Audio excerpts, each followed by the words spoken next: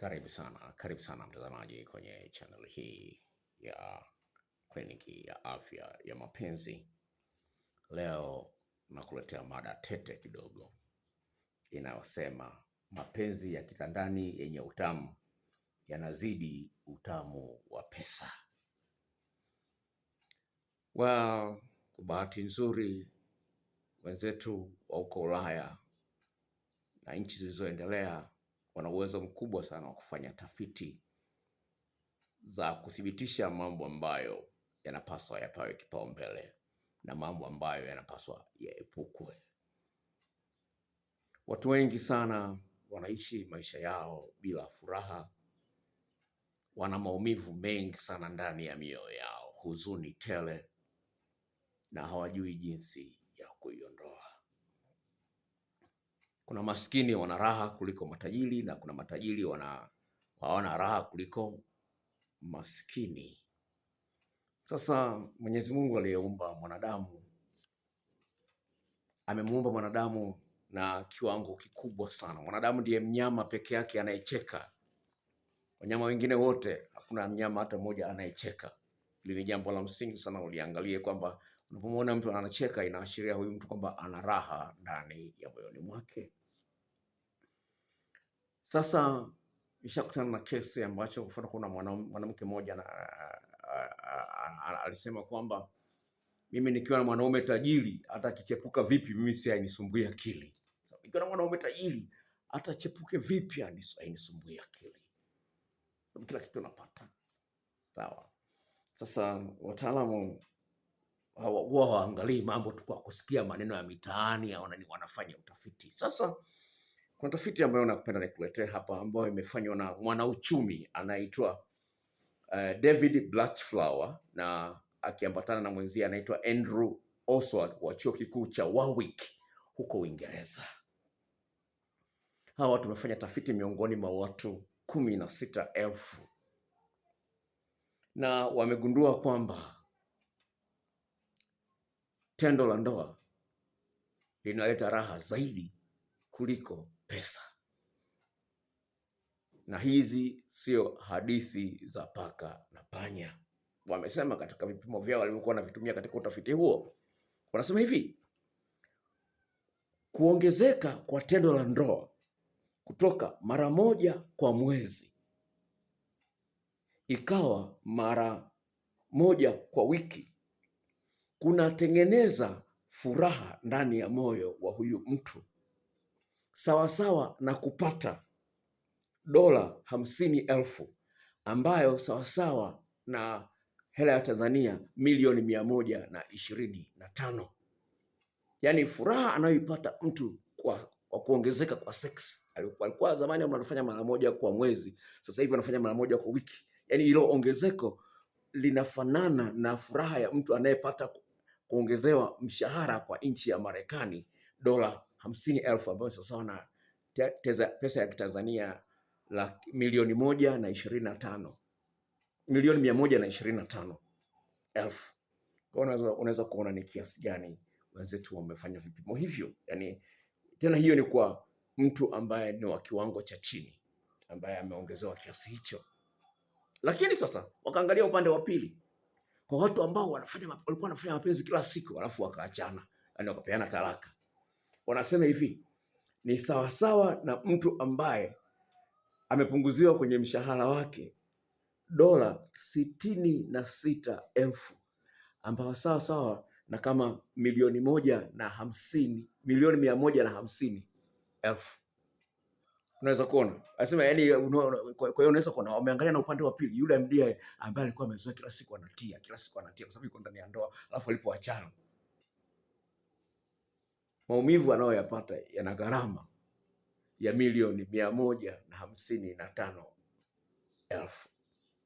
Sasa hiki ni kiwango ambacho ni kikubwa sana, na ningependa nikuletee hapa wewe. Na wasema hivi, watu ambao wanajihesabia kwamba wanaishi maisha ya furaha kutokana na tafiti hiyo ya hao wataalamu wawili, mara nyingi sana wanafurahia sana tendo la ndoa kuliko wale ambao hawafurahii tendo la ndoa. Lakini sasa nikaingia katika tafiti yangu mwenyewe binafsi, nikakutana na watu wanasemaje. Mwingine akasema hivi, pesa ni zana ni zana unayoweza kuitumia, ni kifaa ambacho unaweza kukitumia kukuletea kile unachotaka.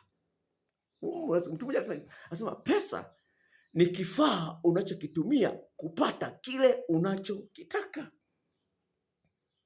Huyu mtu mwingine akasemaje? Akasema sababu pekee ya mimi kupata pesa ya aina yoyote ile au kitu chochote kile, ukiondoa mahitaji yangu ya muhimu kama vile ya chakula na mahali pa kuishi, ni ili nipate mtu wa kulala naye. Mwingine akasemaje? Akasema mimi kama mtu ambaye ni tajiri na vile ni tajiri katika tendo la ndoa, nafanya sana mapenzi, na vile ni mtu ambaye ninakaa na kushirikiana na watu ambao wana pesa nyingi, ninaweza kukuambia kwa hakika kabisa ni afadhali nisiwe na pesa lakini nipate mwanamke wa kumlala.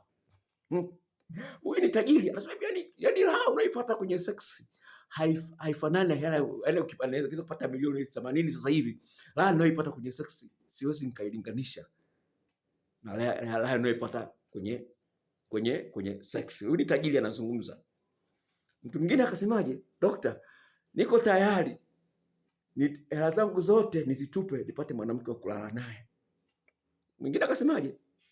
Akasema hivi, ni afadhali niwe broke, yani sina hela, lakini niwe na uwezo wa kufanya mapenzi.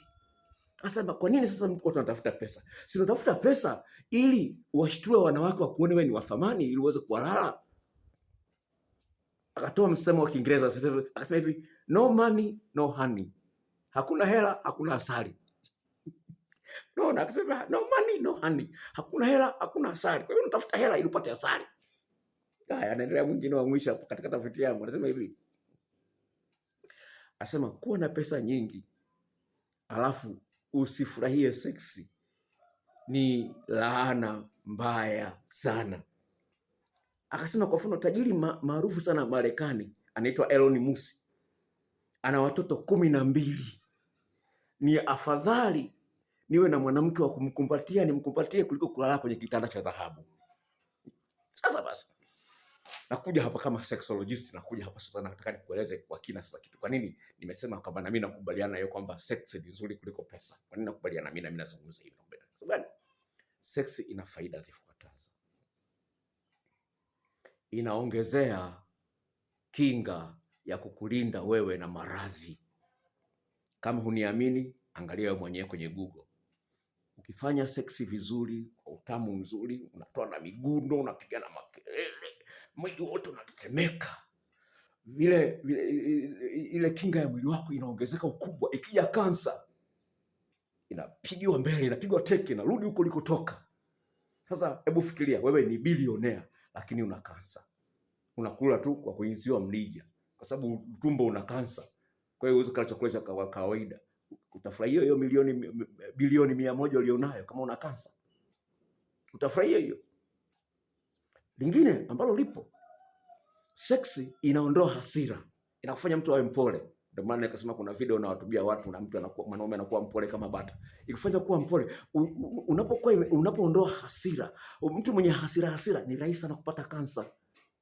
Na magonjwa mengine, kuna ugonjwa mwingine unaitwa autoimmune disease. Autoimmune disease yani ni ugonjwa ambao cells za mwili wako zinapigana na seli za mwili wako mwenyewe. Yani ugonjwa wako, yani ugonjwa huo wa autoimmune disease, yani seli zako zinakulana, utakufa haraka.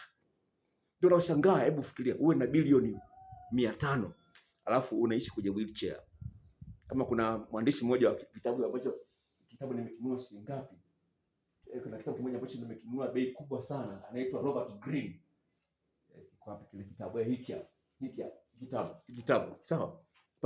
Huyu ni mwandishi, ni bilionea lakini ameparalyze sasa mkono wa kushoto. Ni bilionea. Aliandika kitabu, ameandika vitabu vingi sana. Anaitwa Robert Greene. Bilionea lakini ameparalyze mkono mmoja. Ni bilionea. Anaandika vitabu makubwa. Tuna vitabu vyake kama 3 hivi. Ni bilionea lakini ameparalyze. Sasa napenda kukuambia kwamba usilipuuzie hili tendo.